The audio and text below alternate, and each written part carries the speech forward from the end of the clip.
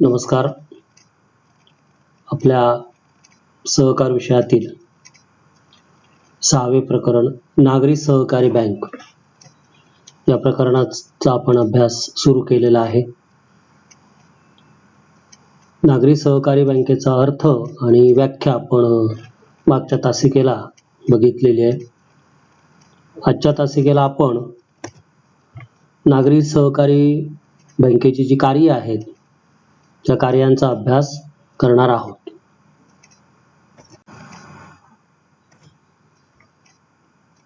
नागरी सहकारी बँक म्हटली की तिचं पहिलं जे कार्य आहे ते म्हणजे ठेवी स्वीकारणे. कुठलीही बँक असू दे, सार्वजनिक क्षेत्रातली असू दे, खाजगी क्षेत्रातली असू दे किंवा आपली ही सहकारी क्षेत्रातली बँक म्हटली की तिचं पहिलं कार्य आहे ते म्हणजे ठेवी स्वीकारणे. आता आपण ज्या नागरी सहकारी बँकेचा अभ्यास करीत आहोत, ही बँक तिला व्यवसायासाठी आवश्यक असणारं जे भांडवल आहे हे भांडवल उभं करण्यासाठी तिचे जे भांडवल उभारणीचे जे अनेक मार्ग आहेत त्या मार्गातील एक मार्ग म्हणजे ठेवी स्वीकारणे. या ठेवी स्वीकारणे किंवा ठेवींचा स्वीकार करून नागरी सहकारी बँक आपल्या व्यवसायासाठी आवश्यक असणारं भांडवल उभारत असते.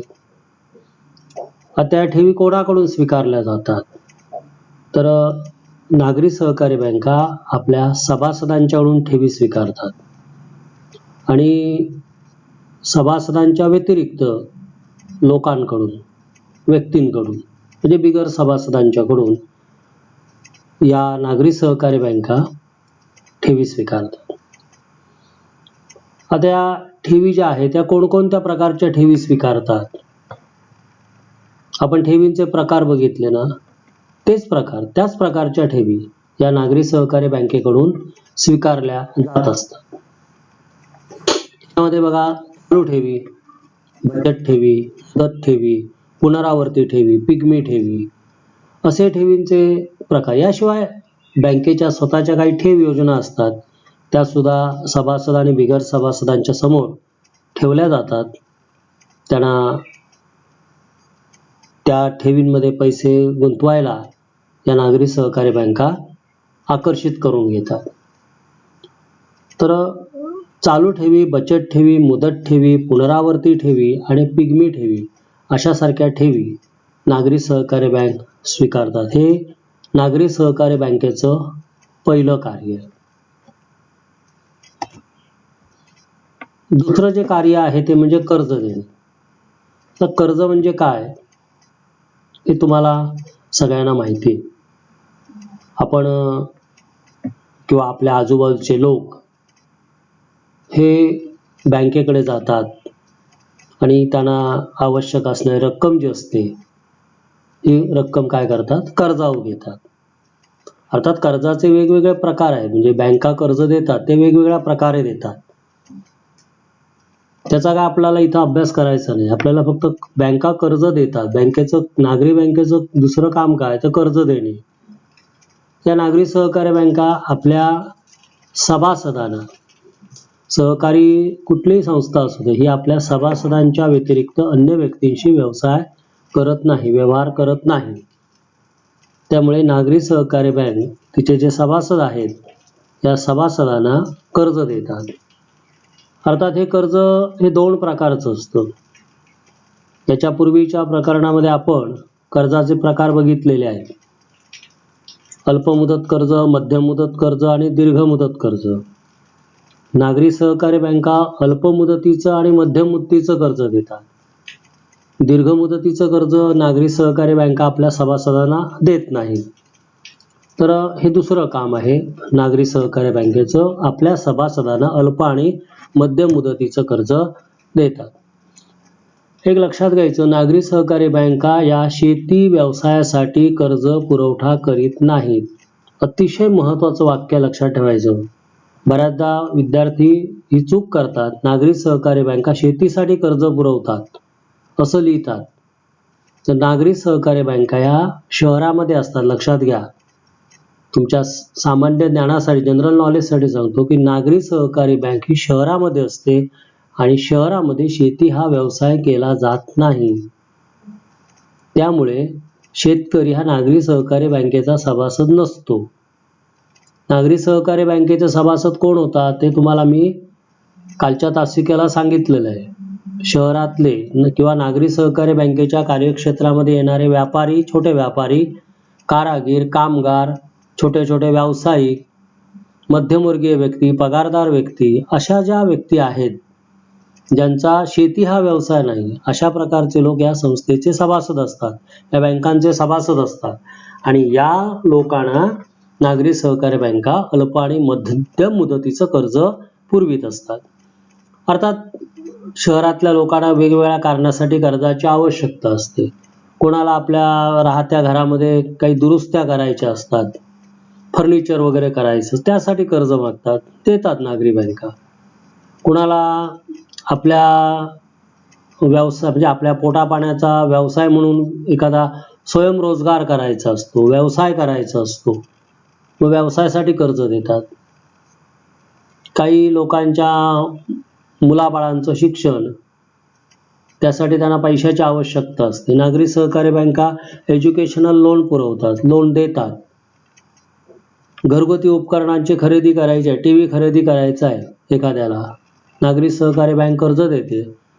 एखाद्याला 4 व्हीलर गाडी घ्यायची आहे, व्यवसायासाठी रिक्षा घ्यायची आहे, व्यवसाय करण्यासाठी टेम्पो खरेदी करायचा आहे, रिक्षा टेम्पो वगैरे, तर त्यासाठी सुद्धा नागरी सहकारी बँका काय करतात, कर्ज देत असतात.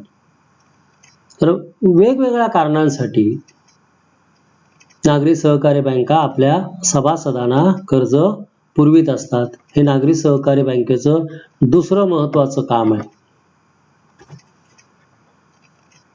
दुसरं जे काम आहे ते स्वयंरोजगारास सहाय्य करणे, स्वयंरोजगारास मदत करणे, म्हणजेच कर्ज देणे. स्वयंरोजगारास सहाय्य करणे जे वेगळं काय करत नाही.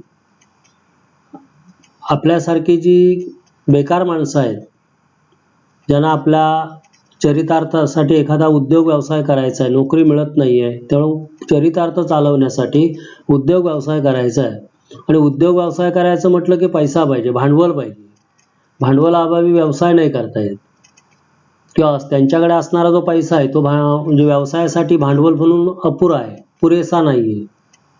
आणि त्यामुळे मग आपल्याला काय करावं लागतं, एखाद्या बँकेकडे जावं लागतं. आपली जवळची बँक कुठली असते, नागरी सहकारी बँक, आपली बँक. आपण सभासद असतो ना, किंवा जे लोक सभासद आहेत ते तिथं जातात आणि बँकेकडून त्यांना जो काय व्यवसाय करायचा आहे त्या व्यवसायासाठी कर्ज घेतात. म्हणजे रोजगाराचा प्रश्न त्यांना सोडवायचा आहे, आपल्या स्वतःच्या बेकारीचा प्रश्न त्यांना सोडवायचा आहे. जे मगाशी म्हटलं तसंच आहे ते. मला रिक्षा खरेदी करायची आहे, मी बेकार आहे, स्वयंरोजगार म्हणून मला रिक्षा सुरू करा, रिक्षा चालवायची आहे, रिक्षासाठी कर्ज देते बँक. एखाद्याकडे जर काही यंत्र वगैरे दुरुस्त करायचं स्किल असेल, वेगवेगळ्या प्रकारचे टीव्ही म्हणा किंवा वॉशिंग मशीन म्हणा, फ्रीज म्हणा, घरगुती उपकरणं आहेत. त्याशिवाय इतरही काही उपकरणं असतात, पाण्याचे पंप असतात, हे दुरुस्त करायचे आहेत, AC दुरुस्त करायचं आहे, म्हणजे तशा प्रकारचं स्किल आहे ते. हे सगळं त्याला येतंय. हे सगळं करण्यासाठी त्याला, हा व्यवसाय करण्यासाठी ते भांडवल पाहिजे. व्यवसायासाठी जी यंत्रसामग्री वगैरे लागणार त्यासाठी पैसा पाहिजे. मग हा पैसा देणार कोण, भांडवल देणार कोण, नागरी सहकारी बँका अशा व्यवसाय करणाऱ्या, व्यवसाय करायला इच्छुक असणाऱ्या लोकांना काय करतात, कर्ज देतात. याला म्हणायचं स्वयंरोजगाराला सहाय्य करणे. कर्जाऊ स्वरूपामध्ये भांडवल देऊन सहाय्य करतात. किंवा एखाद्याला एखादा छोटासा गृह उद्योग सुरू करायचा आहे, स्वतःच्याकडे त्याचं स्किल आहे, पापड लोणची तयार करणे, मसाले तयार करणे, किंवा गारमेंट तयार कपडे म्हणजे तयार करणे विक्रीसाठी, टेलरिंगचा व्यवसाय करणे, सुतारकाम करणे, फर्निचर, घरगुती व्यवसाय, घरच्या घरी आपण व्यवसाय करू शकतो.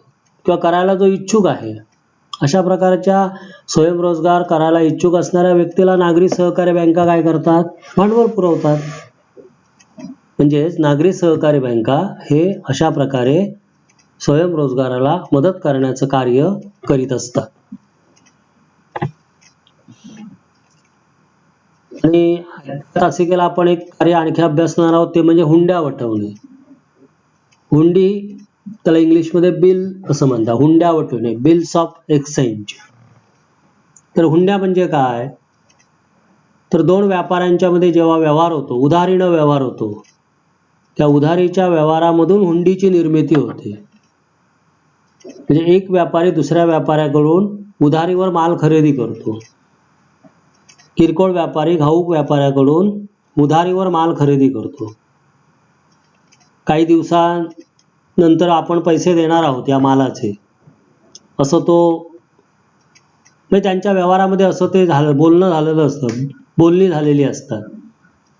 ज्यावेळी तो उधारीनं माल खरेदी करतो, त्यावेळी त्या घाऊक विक्रेत्याला किंवा ज्याच्याकडून त्यानं उधारीनं माल खरेदी केलेला आहे, त्याला तो एक लेखी वचन चिठ्ठी लिहून देतो की मी तुझ्याकडून एवढ्या किमतीचा माल खरेदी केलेला आहे आणि एवढ्या दिवसामध्ये मी तुला पैसे देणार आहे. ते कबूलनामा असतो तो. याला म्हणायचं हुंडी. अर्थात त्याला कायदेशीर सपोर्ट असतो या सगळ्याला. शासकीय जे कायदे आहेत आपले, त्या कायद्यानुसार हे सगळं झालेलं असतं. आणि ते लेखी जो करार त्यांच्यामध्ये झालेला असतो तो बंधनकारक असतो. म्हणजे वचनचिठ्ठी ज्यानं लिहून दिली, हुंडी ज्यानं लिहून दिली, त्याच्यावर ते पैसे तेवढ्या दिवसात देणं हे बंधनकारक असतं. अशा प्रकारचे हुंडीचं स्वरूप असतं. मग या ज्या हुंड्या आहेत, म्हणजे आता म्हटलं किरकोळ व्यापाऱ्यानं घाऊक व्यापाऱ्याला हुंडी लिहून दिलेली आहे, 1 महिन्यानंतर मी तुला या मालाचे जे काय पैसे आहेत, समजा 5 लाख रुपये असतील, तर मी ते तुला देणार आहे. तो घाऊक व्यापारी ती हुंडी घेऊन जातो, माल देतो याला. पण घाऊक व्यापाऱ्याला समजा दरम्यान मालाच्या पैशांची गरज भासली, 1 महिन्यानंतर किरकोळ व्यापारी पैसे देणार आहे ना मालाचे, तोपर्यंत त्याला थांबता येणार नाही, त्याला थांबणं शक्य नाही, त्याला पैशांची गरज आहे. मग तो काय करतो, किरकोळ व्यापाऱ्याने जी हुंडी लिहून दिली, ज्या बँकेमध्ये किंवा बँकेच्या नावे ती हुंडी दिलेली आहे, तर या किरकोळ व्यापाऱ्याला हुंडी लिहून देत असताना त्या बँकेचा वगैरे उल्लेख करावा लागतो, ज्या बँकेमध्ये याचं खातं असतं, अकाउंट असतं.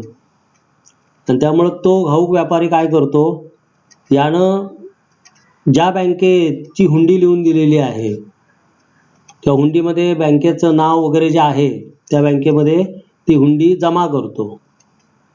मग बँक काय करते, त्या हुंडीची जी काय रक्कम असेल, 5 लाखाचा माल समजा त्या किरकोळ व्यापाऱ्यानं खरेदी केलेला असेल, तर त्या घाऊक व्यापाऱ्याला काही रक्कम कसर म्हणून, डिस्काउंट म्हणून कापून घेते किरकोळ व्यापारीची बँक, आणि त्या घाऊक व्यापाऱ्याला अमाऊंट देते. एक प्रकारचं कर्जच आहे. हुंड्या वटविणे म्हणजे कर्जच आहे. ते किरकोळ व्यापाऱ्याच्या वतीनं घाऊक व्यापाऱ्याला बँक काय करते, पैसे देते.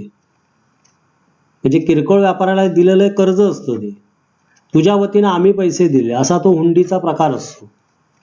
तर ही हुंडी वटवणे हे जे काम आहे, हे काम नागरी सहकारी बँकेकडून केलं जातं. तरी प्रमुख 4 कामं आहेत. त्याशिवाय बँकिंग सेवा ज्या बाकीच्या आहेत ती कार्य करावीच लागतात. त्या कार्यांचा आपण अभ्यास पुढच्या तासिकेला करू. या तासिकेला फक्त आपण ही 4 कार्ये बघितलेली आहेत. ही 4 कार्य लक्षात ठेवा. बँक म्हटली की पहिलं कार्य लक्षात ठेवायचं ठेवी स्वीकारणे. बँका ठेवी स्वीकारतात. दुसरं कर्ज देतात, आपल्या सभासदांना कर्ज देतात. स्वयंरोजगार व्यवसाय वगैरे छोटे मोठे व्यवसाय करायला इच्छुक असणाऱ्या लोकांना आर्थिक सहाय्य करतात, म्हणजेच कर्ज देतात. अर्थात